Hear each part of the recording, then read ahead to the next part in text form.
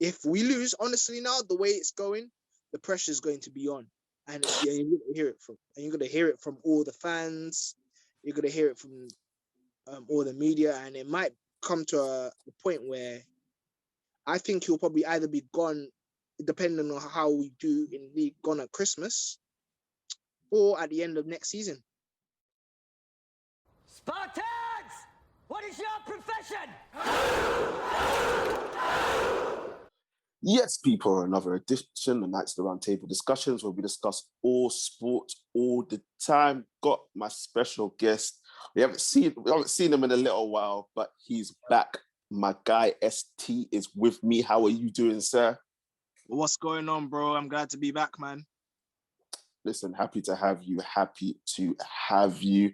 People, as you can see in the background, it's going to be our Europa League preview show. We're going to be discussing how that final is going to go down, what it takes for each team to win, and what will be the repercussions if Ole and Manchester United don't win. But before we start, people, as usual, make sure to like, share, comment, and subscribe to the channel.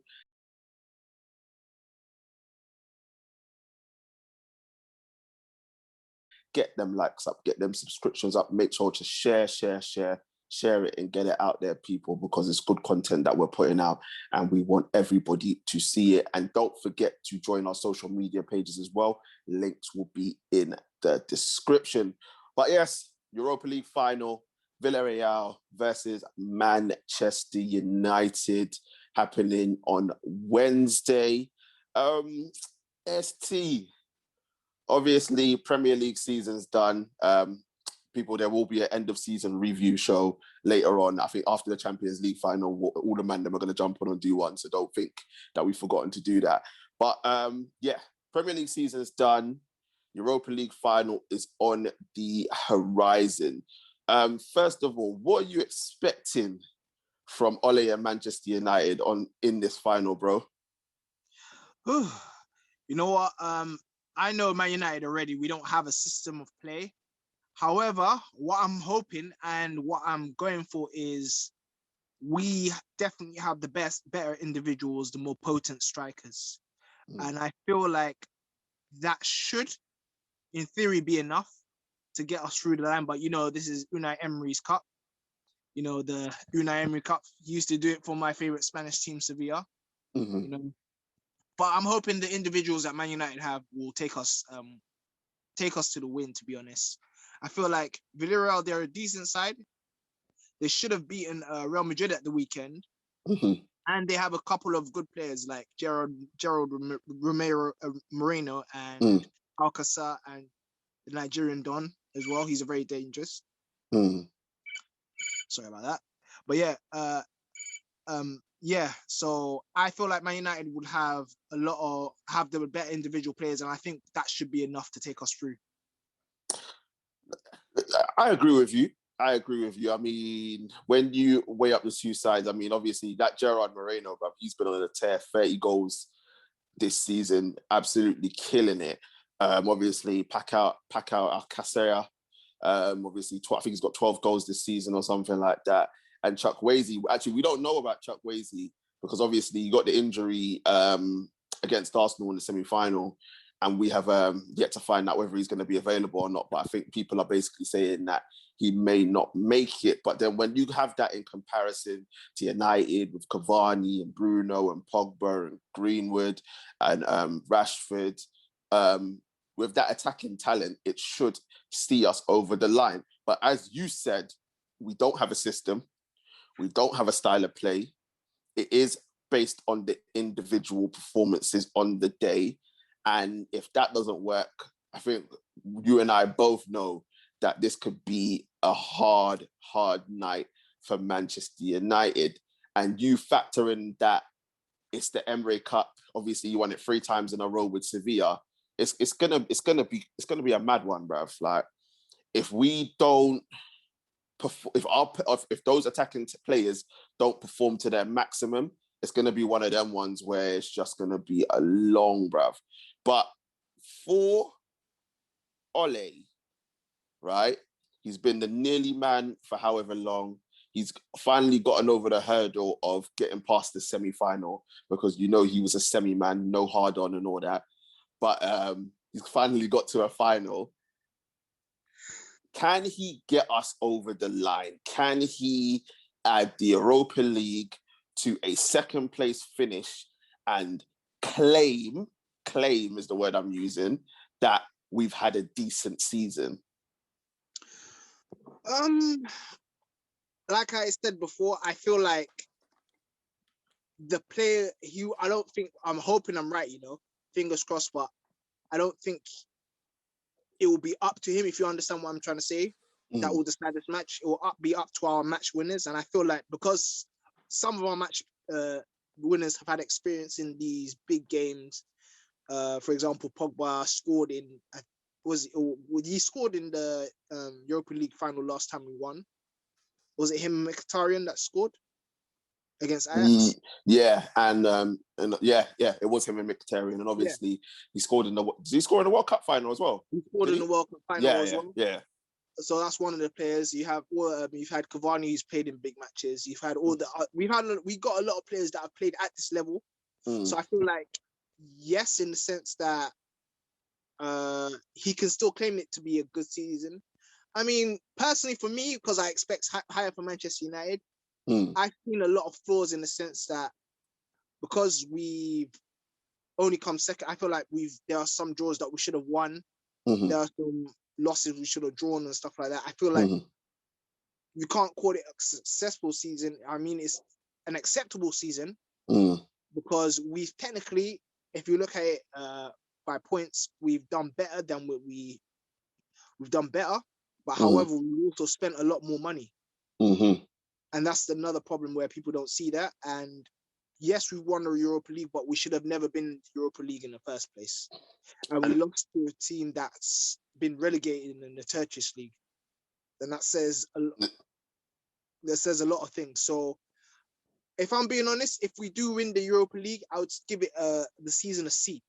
If I'm being honest, that's a fair season. Like, technically, you can't sack him, even though I would technically, but you can't sack him because he's won a trophy and he's met the objectives that will probably set out to be. But for Man United standards, I feel like because we don't have a system, we're relying on the individuals. And my thing is, if we had the system and to complement the individuals, we would have won this league and we would have done so much better, or even give Manchester City a fight. It's true, and I 100% agree with everything that you've said. Obviously, ST will wait a little bit, because we can't crucify him just yet until after the Europa League final. I can't crucify him because I'm ready to do it. But look, one of the things that you brought up is absolutely right, and people cannot forget that we were relegated from the group stage of the Champions League into this trophy. We didn't start there, right? It was a terrible, terrible time where we had to get, 1 point from 3 games? It was some foolishness. 1 point from 3 games. From 1 point from 2 games. PSG at home and away at RB Leipzig. And we didn't get the job done. We lost obviously against that Turkish Wi-Fi password team as well. So my whole thing is that we got relegated from the Champions League into this competition. So getting to a final was the minimum requirement in this trophy because we should have never been in it in the first place. Like, so all you dumb United fans, that's the first thing you got to look at, right? Before you look at anything else. Now that we've obviously been in it and we've gotten to the final, what it is now, and that brings me to the second point of what you said, he's not going anywhere. So my whole thing is that as much as I'm not going to be shouting at the rooftops that if we win it, I'll accept it because I have to accept that whether I like it or not, he's still going to be there next season. So I might as well support the team and try and get a trophy, because we haven't won a trophy since 2017 under Maureen, which again was the Europa League, but he did the Europa League and League Cup double, right? So in me accepting the Europa League, yes, I want to win it, and yes, it will be a trophy, and yes, it will tick a box, but let's not allow that to deflect from the fact that this has still been a poor season, but we'll get into that later on in the week after obviously the Europa League. But one of the things that I wanted to ask you, as you said, you are a Sevilla fan. That is your Spanish team. You and I have bantered back and forth because obviously I follow Barcelona. But just talk to us about Emery. Talk to us about that time, obviously, in Sevilla where he did the treble of Europa Leagues. Like, just tell us, what is it about him in this competition that he just seems to love so much, and he seems to get his teams to either win it or get to finals? Around the city, the Europa League, since the times of when Dani Alves and when Julio Batista and Canute were there, it's one of the things that the city likes. They enjoy the Europa League, and it was for a long before that happened, Sevilla were never never really in the conversation for like Europe. So they were languishing in amount around mid-table. So when, for example, one day Ramos started it and then Emery started it, then we had a love affair with it. With Sevilla and with Emery teams, the main reason why we won this is because we were very organized. Sevilla didn't, in all of those 3 wins, they didn't really concede a lot of goals, and that's really down to Emery as well, because we've seen Emery in Arsenal. He didn't really even though he had a bat towards the end, it was untenable anyway. What happened is that he was still very. You can see with his teams, he was very organized, and with Arsenal and with Sevilla, he do the same thing in the sense that if he got it wrong at the start, he'd be quick to rectify it. And I remember in some of these finals, Sevilla was always down, but he would then change like a tactic. For example, he changed the formation to what was more comfortable with the players that he had, and he would adapt. So I think that especially in big games, you need to learn how to adapt on the job, if you understand what I mean. And Emery, that was the main points of what Emery was doing with Sevilla, and that's why Sevilla was so successful. And obviously now, with Sevilla back then, and now he's transferred it over to, well, actually before that, because obviously he got to the final with Arsenal in Baku. Obviously they lost to a Chelsea side, but that was another Europa League final that he got to, and now he's in the final again with Villarreal. So he does something right, and I think you alluded to a couple of things, and one of the biggest things is the organization of his teams. He has a certain style that he plays, right, and it fits the players that he has. Yes, with Arsenal, it didn't quite work out, and I think that was a little bit to do with the fact that I think Arsenal compared to Sevilla and Villarreal were bigger jobs, and fans expected more than just organization. But with this Villarreal side, as we can see, he has them very organized. Everyone knows what they're doing. But on the other side, as we said, Gerard Moreno, 30 goals. 30 goals. So it's not all sit back, soak up the pressure, and just hit on the counter attack. Like he does have players that are there to score goals. And Gerard Moreno, considering that Ole is going to be playing Lindelof and Bailly or Lindelof and Twanzebe, Moreno is one of the guys that we have to be very wary of, because he's probably the guy that's going to nick the 1 or 2-0 if we can't break down Emery's Villarreal side. Yeah, you're right. And one thing is dangerous about Gerard Moreno, he likes to, how can I say it? He likes to drop into the holes.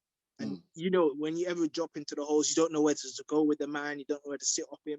And, yeah, he's a very intelligent player. And it gives players like, for example, Alcacer and Bacca. I also forgot about Bacca, former Sevilla player. I didn't even realize he was there until I saw him coming against Arsenal. And he's on good form as well. And you've got Chukwueze. Hopefully he doesn't play, because I also think he's a very dangerous player as well. Well, that's their pace. But yeah, you see, it's like Villarreal are a decent side, but what it is, they've got positions for everyone, if you know what I mean. Mm. I feel like they've got the big mixtures. They've got pace, they've got guile, they've got technique. Mm-hmm. I still think the individuals are nowhere near as good as Man United's, but yeah, so I think that, yeah, Gerard Moreno, you have to watch out for him. He's one of the main players, but also watch out for Carlos Bacca. Very intelligent striker. He's won it as well. So obviously with Sevilla, so we know him. And who else? Alcacer, if he comes on. You got Parejo. Yeah, Parejo as well. Who was at Valencia, no? He was at Valencia and QPR and Portsmouth for a little bit. No, that's this is the thing. Parejo is the one that gets everything ticking, and he gets everything going. Obviously, he's their set piece specialist. Yeah. So that's going to be a big job. Obviously, I'm going to go through with you who we were expecting to start the game, but whoever's in that midfield is going to be a job for them to do to stop him playing, because obviously he dictates everything that they do. Yeah, exactly.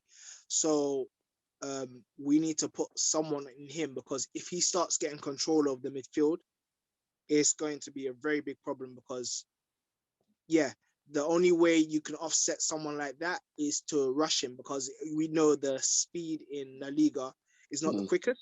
And if you rush them, then they're more prone to making mistakes, if you understand what I mean. But, you know, I'm hoping that the players that we should pick should complement the team and should give Villarreal problems. But anyway. 100%. And let's get into our players. Obviously,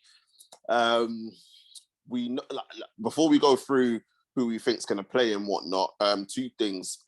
First of all, who do you believe is going to be as Manchester United, who do you think is going to be our most important player to get over the line and win this trophy? There's only one man that I think, and I think we both know, and he's in your screensaver right now. The guy at the top, Pogba. Everybody thinks it's Fernandes, but Pogba is the one that actually makes us tick. If you know what I mean, that star quality. Yes, Bruno is important for us in the sense that, yes, he can finish. Yes, he can strike a ball and stuff. But I think in terms of actually dictating the game, we need someone. Pogba needs to be on the ball, and he needs to be firing, and he needs to be given freedom. We can't restrict him. That's not in this game. Any of the other games, yes, you can do a discipline thing with him, even though I don't like it. But this game, especially now, we need Pogba to be free, just to play. You let Bruno do some of this running, because Bruno does the running anyway, and we need to let Pogba go free. That's it. He's the most important player. I 100% agree with you. Like, I think with Labille, like he is the most important, because at the end of the day, he's that one that can pick a pass. He's that one that can dictate the tempo of the game. But unfortunately, like he doesn't get the freedom. Bruno gets the freedom, and we all know that Bruno isn't press resistant. We all know that Bruno his passing accuracy is in that 70 to 75% bracket, and that's not good enough if you're supposed to be a number 10. If you're a number 10, you're supposed to look after the ball, like be comfortable on the football. And yes, he does play those risky passes, which you have to sometimes if you want to try and make things happen. My whole thing is that he gives the ball away way too much in those important areas, and that disrupts the flow of the game. Whereas with Pogba, yeah, certain times he'll give the ball away or he'll lose it, but 9 times out of 10 he'll keep it and give those passes that the players need. Like, if you look at the stats when Pogba plays and when he doesn't, you can see what happens, especially for Cavani. If you look at when Pogba plays to when he doesn't, when Cavani's played, the stats are not the same. And that's because Cavani trusts that Pogba is going to find him, right? And that's what Cavani needs. Cavani feeds off service. He's too old to be trying to run in behind all the time. So he needs that service. And Paul Pogba will give that to him, right? And what I also noticed when Pogba plays, is that when Pogba plays, Bruno doesn't play the Hollywood pass as much because he has another world-class person in midfield that he trusts to give the ball and dictate. And then I don't know if you've noticed it, but if you notice in the second half when we're in difficult positions in games, Bruno drops a little bit deeper and Pogba then becomes the free man. And that's how we end up winning games because Pogba's got the freedom to basically roam and do whatever he wants. And Bruno is a little bit more disciplined. And this is what United fans need to realize. We're not saying that we don't need Bruno. What we're saying is we need the both of them.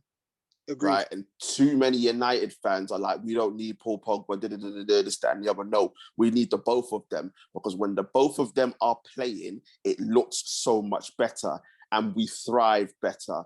And Cavani, who is obviously becoming our main striker, benefits more. I was gonna say, let me put it like this, yeah. When Bruno apparently is saying, yeah, if Pogba is not staying, I'm leaving. That's saying something.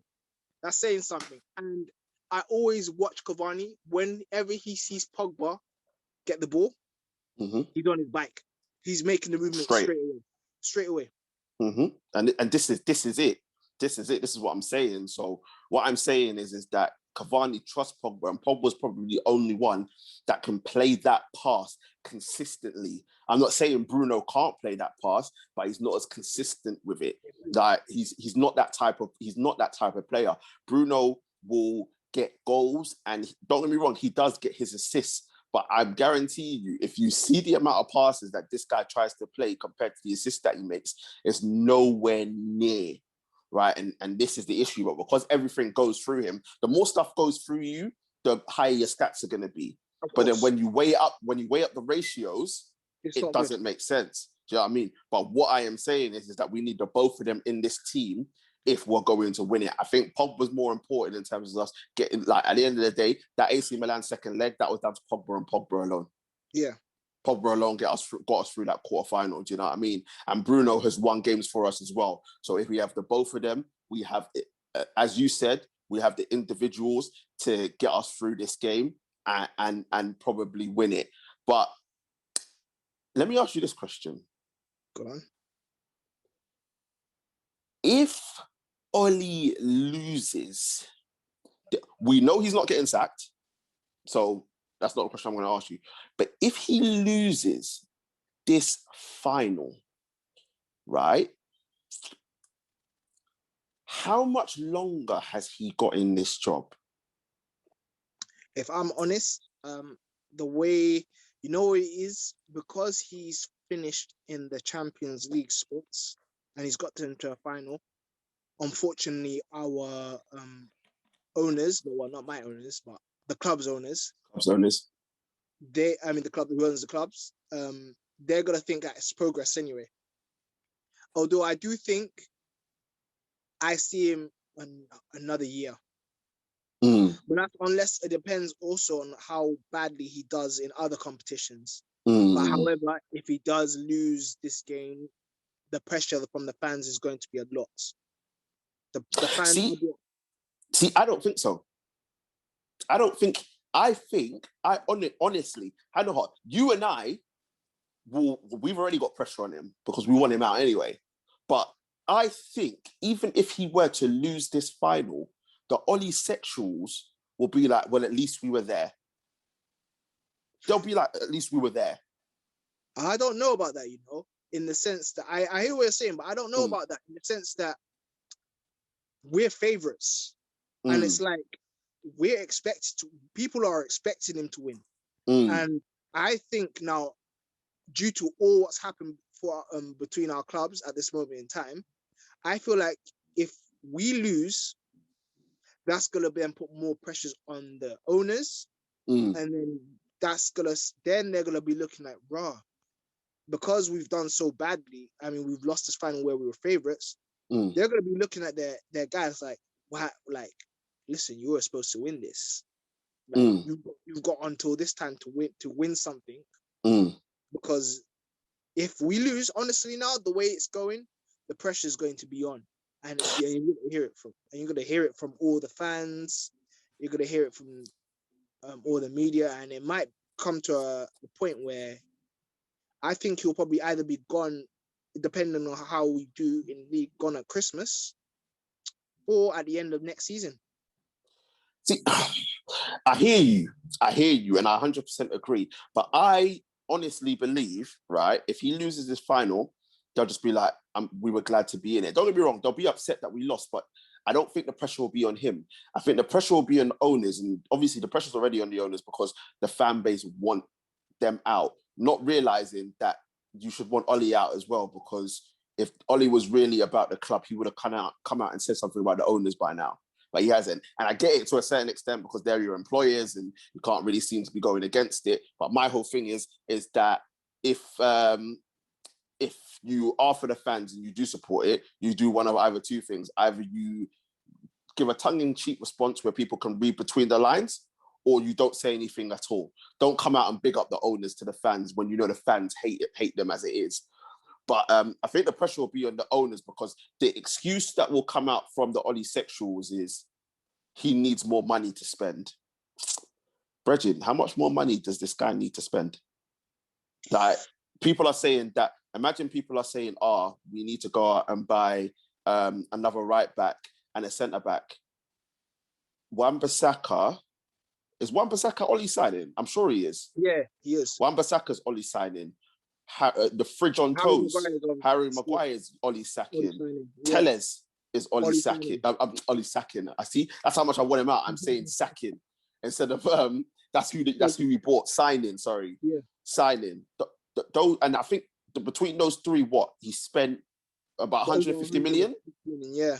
150 million pounds, but yet we still need another right back and a centre back.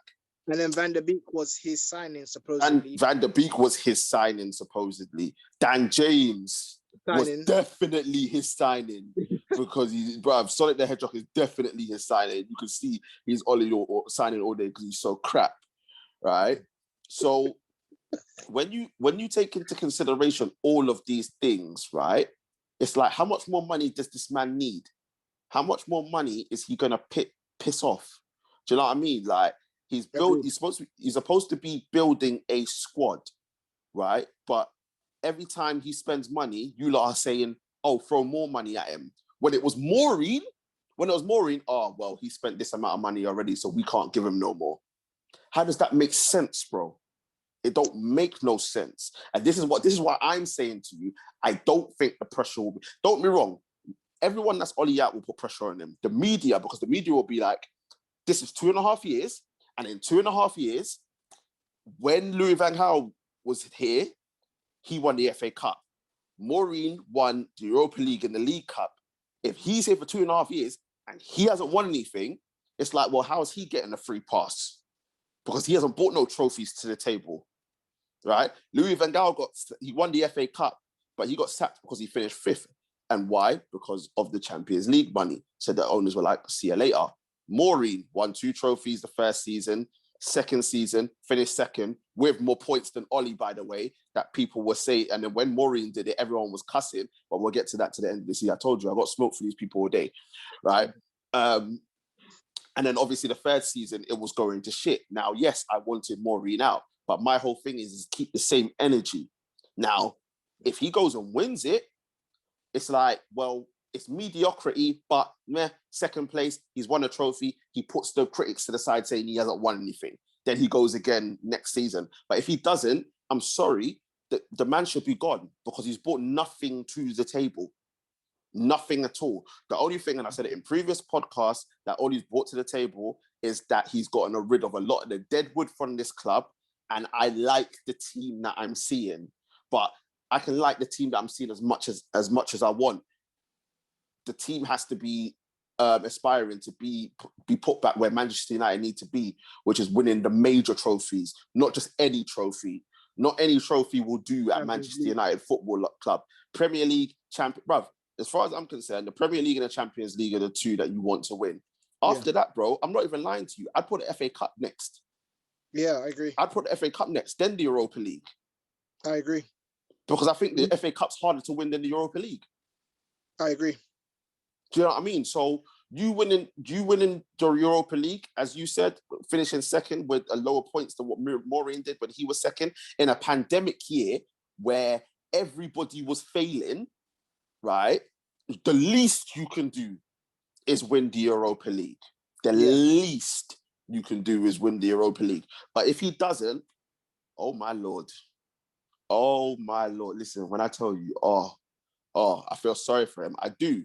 Like, if he wins it, he just keeps my mouth shut. I just keep my mouth shut to the end of season review. Anyhow, he loses the Europa League final. You see, when the next poddy comes out on Friday, listen, it's going to be one of them ones where anyone that's got kids, you can't be listening to that podcast because I'm just going to be going on a mad one. I'm not joking. I'm not joking. And it's a thing where, as I said, I'm not going to be jumping around the room and celebrating. Yes, I'll be like, yeah, okay, cool. We've got a trophy, first trophy in 4 years. Cool. I'll be like, all right, cool, yeah. You got over that hurdle, brought silverware back to the club. But then my whole thing is, all right, cool. What are you going to do next season? Because from what I'm seeing, we're not catching City anytime soon. Especially if City go out and buy Kane or Haaland. The league's done for everybody. Liverpool, who are having the worst season, finished with 69 points and finished third. Chelsea, probably if they would have got rid of Fat Frank sooner, probably would have finished above us as well. Leicester are going to go again. What's it name? And we don't know what's going to happen with Arsenal. So you're putting all those factors in, all of a sudden, all these teams going from second to fourth or fifth real quick. But anyway, we're not talking about that. We're talking about the Europa League final.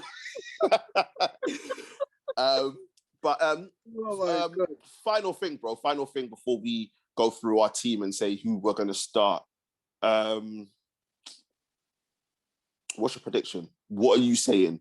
What are you saying? First of all, tell me how you expect the game to go, and what your scoreline is. So I expect Man United to be actually cagey. I expect the final to be cagey because I feel like both managers are relatively cautious. I think Emery would probably be a little bit more expansive in the sense that he's won it before, so the pressure's not really on him. However, I think that once we grow into it, I feel like we won't dominate, but I feel like we will get chances and we'll score. I'm going to go 2-1 Man United. I'm going to 2-1 Man United. Who's scoring? Cavani and Bruno. Fair enough. Now, listen, I agree with you. I expect it to be cagey. I expect it to, brother, I'm expecting it to be a little bit boring, to be honest. I think both teams are going to set up to be, Villarreal is going to be set up to be organised, hard to break down, play on the counter-attack. I think United will have a lot of possession of football, but as we've seen throughout the season, they struggle to break down teams and it takes individual brilliance. I personally think it's going to go to extra time. I think it's going to be 1-1 at full time. I think it's going to go to extra time, but I think we're going to get the winner in extra time. I think Paredo is going to score for Villarreal. And then I think Cavani is going to get our equaliser. And then I think Pogba's going to score the win. Pogba's going to score the winner in extra time and win it for us. But I agree with you, bro. I think it's going to be 2-1. But I just think it's going to be 2-1 after extra time. But I hope that they can get it done beforehand. Because, bruv, I don't want to see this going to penalties because I'm not confident. If it's penalties, it's stress. Then it's problem. Stress. Because bar Bruno and Cavani, like, don't be wrong, we got penalty takers, but it's just like I just don't want the stress, bruv. Listen, Pogba's my guy, but I ain't gonna lie. If he comes to penalties, my brother is missing. I ain't gonna lie. Nah. Pogba's gonna do it, bruv. He's gonna take his 5-minute run up. He's gonna take a 5-minute run up, bruv, and then put it in the back of the net. Trust me. But yeah, let's go through our team. See who we believe. We'll say who we think should start, and then obviously you and I can quickly go through who we know is going to start. But if we go through who we think should start, first things first, where you going, Henderson or De Gea? I know. Oh God, De Gea. I was thinking the same thing. Purely purely based on experience. And I think even though he makes mistakes, I think he's got a save. I think he's going to make crucial saves. Yeah. I just believe that he's going to be needed against Villarreal to make crucial saves. Yeah. Dean Henderson, I'm yet to be convinced. He's all right. With Dean Henderson, I can see what he brings to the team. Like, he's very organized. Like, he's commanding. He's better than De Gea with his feet. And he's, but kicking wise, not saving wise, bruv. Yeah. But with actual goalkeeping brilliance and actual like talents and actual saving, no, he's not at De Gea's level. He's not as good as De Gea. No, but I'm worried about both of them, man. No, I think De Gea is the one. I think don't get me wrong, he's got a mistake in him, especially when it coming from corners and stuff. But I think in a final like this, we need a goalkeeper that's used to these occasions. And I think Dean Henderson needs to take a back seat a little bit. Like, I'm not convinced by him. I still believe that we should be in the summer. I know I'm going off topic, but I still believe we should in the summer be looking at either trying to sign Donnarumma or trying to do a swap deal with Atletico for Oblak and De Gea, bruv. I don't think that Dean Henderson should be our number one, nor do I think De Gea. I think either going for Donnarumma or do a swap deal with Atletico so that De Gea can go back to Madrid, obviously with his wife and kid, and we get a great goalkeeper on Oblak who's just won a La Liga title with Atletico. I think that's what we need to do goalkeeper wise, but we'll see what happens. Right back, straightforward. It has to be only one, Wan-Bissaka. Wan-Bissaka, straightforward, no arguments there. Now, centre backs. They said the fridge on toes is trying desperately to be fit. Why, I don't know, because Bregin, you're done. But I just, United are going to do that dumb thing where they're going to give him a pain-killing injection and he's going to be the reason why we lose the game because of foolishness. So let's leave the fridge on toes out, right? So we got a decision to make. Buy Lindelof and Twanzebe. Forget Ollie, we're doing what we would do. We know what Ollie's going to do, but what we would do. Who are we playing out of those three at centre-back? Lindelof and Bailly. Yeah, 100. 100. Like, don't get me wrong, yeah, people cussing, but one thing about Lindelof, out of all our centre-backs, barring Bailly, he's technically the best in terms of actual technical ability. And it works in the sense that Lindelof can play the ball out of the back, so can Bailly, but Bailly's more athletic and can win the headers and stuff like that, and Lindelof can pick the passes and stuff. Because I always said this to you, and I think I said this to you on the last podcast, with Lindelof, the reason why he looks so shaky is because he's not a defender, if you know what I mean. He's not. However, if you take him to La Liga or something like that, he'd be shining there because his actual positioning and awareness is decent. It's just that he's not a physical defender. He's not a defender that defends first. However, to complement each other, I feel like Lindelof and Bailly would be the one. I think Twanzebe is still a bit rash and his positioning is not great. And I think personally, Twanzebe would be a better right back because he gets quite out of position quite a lot for a centre back. Fair enough. Listen, I know people are going to look back at that Liverpool game and say how awful it was to see Lindelof and Bailly. But I think even if the fridge on toes was played in that game, I think Liverpool would have still done the same thing to us because it would have been Lindelof and Maguire. Our best two centre-backs together are Bailly and Maguire at this current moment in time, right? Lindelof and Maguire, the reason why there's such a big issue is because there's no organiser there. There's no organiser. They're both used to being dictated to by Harry Maguire. Like, Harry Maguire and Bailly, why it works so well, Harry Maguire will basically talk him through the game, get his positioning right, whereas because Bailly's the aggressive one, he'll go in for the headers, go in for the tackles, and also if the fridge on toes gets beaten for pace, Bailly's there to help him out. I think with Lindelof, because Lindelof isn't as much of an organizer as Harry Maguire, the both of them just end up doing the same thing, and that's why it looks so awful. But you're going to need Bailly in that centre-back, no question. Twanzebe's still too young, still too inexperienced. He doesn't have the footballing brain to play there, and he may cause a massive issue, contrary to what's going to happen. But I think it has to be Lindelof and Bailly, 100% agree with you. Left back, straightforward, just because of the form that he's in. Luke Shaw. Easy. Easy. We know he's going to... I know it's what we want to play. Yeah, no, it's what we want to play. Fuck Ollie. It's what we want to play. I don't want to play 2 sitting. Fuck that. Yeah, so what are we saying? Who's going to be... I already know the answer, but I just want you to say it. Who's your sitting? Who's sitting for you? I want Van der Beek sitting. It's mad to say it. Man said he wants attacking everything. Bro, listen, I want you to watch, like, you people will think I'm crazy, yeah, but you need to watch Van der Beek, yeah.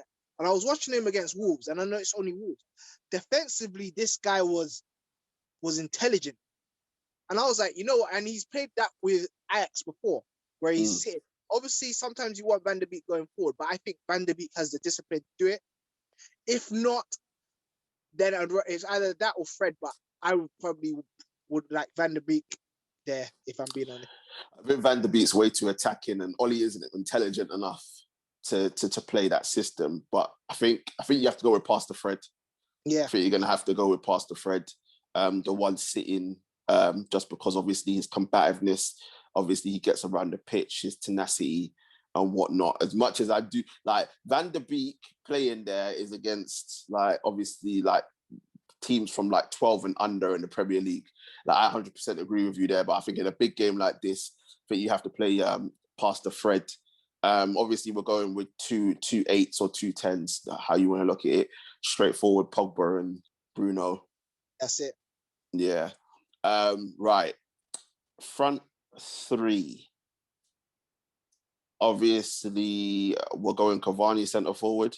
Centre forward. Greenwood on the right, Rashford on the left.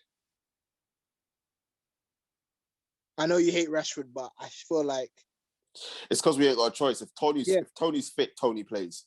But Tony's not playing. Yeah. Yeah, Tony's not fit, so like Rashford has to play there. And Tony's my favorite player at the club, so yeah. If Tony's fit, Tony plays there. It's no question. I don't care what anyone says. Fuck all you lot. Like, Tony plays. Tony plays if he's fit. Right, even if he's 70%, he plays over that guy. But only listen, ST, don't upset me with this guy. Oh my days, bro. It's the Europa League preview. Come on, man. Okay, you get your time. You get your time to vent. But yeah, I like that team. I think that team wins comfortably. Yeah, I agree. I think that team wins comfortably. I think obviously at the back, but with our 3 in midfield, I think if we should dominate and monopolize the ball well enough to play our front 3 in, and obviously with Gunwood on that left foot, obviously Cavani and Rashford, I think we got 3 guys that can shoot, and then having Pogba playing those passes in, and obviously Bruno, like his 1 in 5 Hollywood passes, making it to where it needs to get to, and obviously his shooting. I think it'll be way too much for Villarreal to handle that sort of team that we would play. But I think that team even wins 3-0, bruv. Comfortably. Agree. With the right manager, that team wins 3-0. But that's what we wanted. What Ole's going to do, I think he's going to play De Gea. I think we can agree he's going to go with the experience of De Gea. I think but Wan-Bissaka, obviously, right back, Luke Shaw, left back. Now, I think he's going to play Twanzebe at centre-back, which I think is a big mistake. And he's going to play Lindelof with him. Yeah, and I think that he doesn't like Bailly, even though Bailly is our best centre-back. He doesn't like Bailly. And I think it's because Bailly is everything that Ollie isn't, in terms of Bailly is that modern day sort of centre. Don't get me wrong, he's still got some Bush tendencies, bruv. Like some of them tackles that man goes in for, like it's nuts, bro. Real African man, innit? You know, like he's a real African man. He's clearing everything out. Some African nations tackle, bro. I love Bailly. I'm telling you, I love him though. I love him. But I think he's going to go with Twanzebe, and I think it's going to be a massive mistake. I think Twanzebe is going to get exposed, and I think it's something that you brought up, which is very good, about Gerard Moreno not necessarily standing up against the centre backs and dropping into the pockets. I mean, if Alcacer plays, that may be someone to mark, but I think with the movement that they have, and I think that Twanzebe won't be able to handle it. I mean, listen, you don't even need to do that. We saw what Demba Ba did to him. With the, I don't even know, the Wi-Fi password team. We saw what happened there, and obviously we saw what he did against Everton as well. Like he's young, but I don't think he's Man United level. But I think that Ole is going to play him, and bruv, so be it if he does, because if it goes wrong, then people are going to have him for it. So yeah, I think it's going to be Lindelof and Twanzebe. In midfield, we know what it's going to be. It's going to be McMahon's. It's going to be Fred, and it's going to be Bruno. We know that already. It's just one of them ones where you're just like, man, what can you do? Pogba on the left. Pogba. Whoa. So Pogba on the left, Cavani up front. Now, here is where this dilemma is coming in. He's going to play Rashford. Because we know he's going to play Rashford, but even the pundits are saying that Greenwood should play. But we know he's going to play Rashford. Yeah. And honestly, I don't know why. Yeah. I don't know why. Look. Compose yourself. I lose my patience with Rashford, and it's purely because, bro, the football intelligence. Honestly, like, you can feed the kids, but you can't pick a pass. You can't make the right decision. Like, what's wrong with? Like, I don't understand. Like, and don't get me wrong. I'm not one of these guys that hates Rashford. I don't. But he's such a frustrating footballer to watch. And it's purely because you can see the ability that he has. You can see the potential that he has. But there's three things. One, his football intelligence is not up there, and I don't think it ever will be. Two, Ollie's gassed this guy so much, right? And because there's no competition, this guy will play week in, week out in the same level and know he's not going to be dropped at all. And the third thing is because he's the media darling, right? If he gets dropped, it can look bad for the club and the image. So they're like, oh, well, we have to play Rashford because of what he's done outside of football. And don't get me wrong, I respect what he's done. Absolutely respect it. But watching this guy play football, bruv, it hurts my head. It hurts my head when you see him and he gets the positions. And obviously, you know better than me because you're the attacking player. But when he gets positions and you're like, oh, just square it. And he's shooting and hitting the near post side netting. Then when he's supposed to pass, when he's supposed to pass with his left foot, he's cutting back inside, right, trying to dribble through 5 man, like taking free kicks like that are wide for no reason and trying to ras off the roof of the net and putting it into Rosette. Like, bro, like, honestly, like, I hear you, man. Like, how many times you watch me play for years? I'm a winger. I'm attacking midfield. I play in front of. He'll always tell me he'll always giving me information. How many times this season, especially for our club, have I just crossed the ball? Have I beat a man, done what Rashford's done, and instead of trying to shoot, I've played the simple ball because I've had my head up and I've looked for people to come in. That's all Rashford needs to do sometimes. He just makes the wrong decisions. And that's the difference between him being the player that he is and him getting to that next level. And that's all it is. Like, this guy, he's got the ability, because the one thing that Rashford, well, Pogba and Tony do it as well, but they're the only 3 players in our team that have that technical ability to do the step overs, to do the tricks and flicks, the thing that's dying in our game. Yeah. Right? They're the only 3 capable of it. And that's what I like about him. But bro, it's like this season especially, like, it's like everything's gone to his head and he's just doing what he wants. Agreed. Knowing that there's no repercussions for it. Knowing that he's not going to... How many times have we said, oh, Rashford needs to be subbed, and instead of him, it's Pogba getting subbed, or instead of him, it's Greenwood that's getting subbed. How many times are we like, he's like, and obviously throughout, how many times do we say he's playing injured, whether it be his ankle, his shoulder, or his back, and he's still playing, finishing games, or getting injured in games, coming off after 70 minutes, and then 3 days later we're seeing him playing again.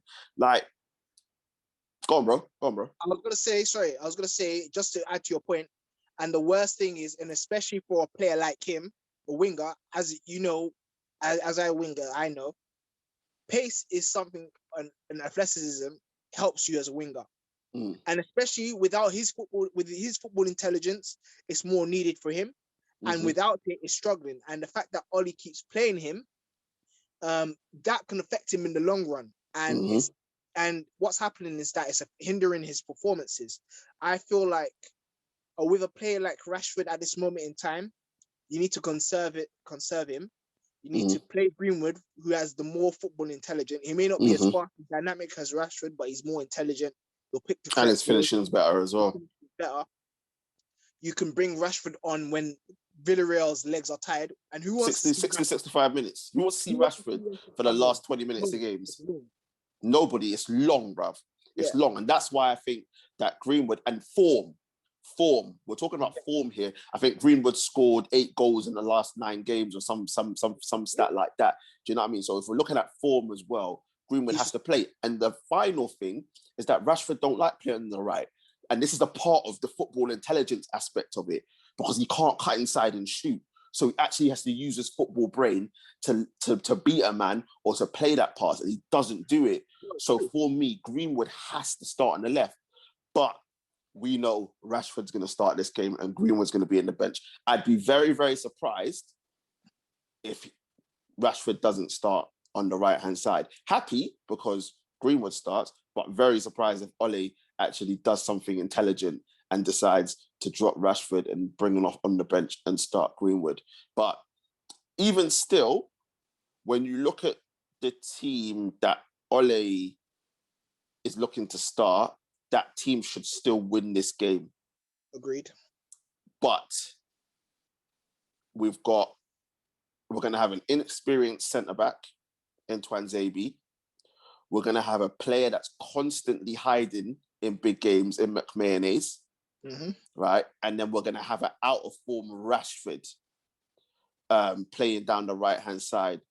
When you can't be afford to be carrying one player, let alone carrying 3, right, in a game like this. And this is why I believe it's going to be a tighter game, an unnecessarily tight game than what it should be had we had a proper coach, a proper system, and confidence going into this that, yes, these players can get over the line considering all the heartache that we've had in previous semi-finals. Whereas when you look at the team that we've picked, proper coach, proper system, they win that comfortably. And why? Because it goes away from having that we must not lose mentality to a we're going to win mentality. The mentality that Manchester City have when they play 1 holding and 2 8s, when they play Rodri and then play Gundogan and Kevin De Bruyne, or they play Fernandinho and play Kevin De Bruyne and Foden. That's what we should be doing as Manchester United, especially in a Europa League final, a trophy that we should be winning, even though we shouldn't be in it in the first place. Good.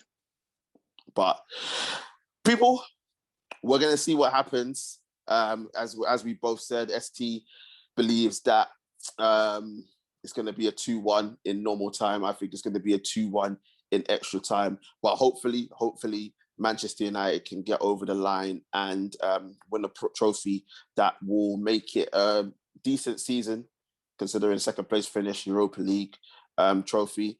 I know there's going to be a lot of people that disagree and say it's going to be a brilliant season. It's a great season. Ole's brought a trophy to Manchester United, but don't worry, people. I'm going to rip all of that to shreds in the end of season review show. But that's it from us. It's been a good one. ST, it's been brilliant to have you on here, bro. Thank you very much, sir. Thank you very much for having me, man. I look forward to being back soon, man. Oh, don't worry, bro. I'm going to get you back on for we're going to try and squeeze one in for Man United only review. And I need to get you in for some boxing talk as well, bro. Definitely need to get you in. Because there's been a lot of big things that are happening, but obviously I know you're going to talk about that. soon. Oh yeah, 100%. I'm gonna get you on that for sure. But people, let us know what you think in the comments. What you believe the score is gonna be in the final. Let us know who you think is gonna be the key players in the final. Let us know if Ollie loses, what do you think should happen? If Ollie wins, let us know what you think should happen, and let us know what you would believe, what you think the season will be, win or lose. Coming up, there'll be a Europa League review of the final. We've got Champions League preview that'll be coming up for you lot on Friday. Obviously, Gareth Southgate's making his England announcement, so we're going to try and fit that in. We're going to have our end of season show as well. And then obviously it's all about the Euros. We've got boxing coming up, UFC, got athletics to talk about as well. Bro, oh yeah, I need to get you on for the athletics one as well, bro. Yeah. Oh, yes. I'm telling you. People don't know how fast me and TJ were. Rolling back the years, bro, Yeah. 100%. We need to get on the actually talk athletics about it, one. it's very interesting. I'm telling you, it's going to be interesting this season, and tennis as well, people. So we've got so much sports to cover. Yeah. So much sports to cover. So as usual, people, before we go, make sure to like, share, comment, and subscribe to the channel. Share. Get this out to all your peoples. And as usual, make sure to follow us on our social media pages. Links will be in the description. And finally, Tooth, I know you keep saying don't say it, but we've got to get some NBA talk as well, bro, because it's going on and we're supposed to do it, and it's my bad that it didn't happen, but we're going to get NBA talk coming up as well. But people, stay safe out there, and we shall see you very, very soon. Peace.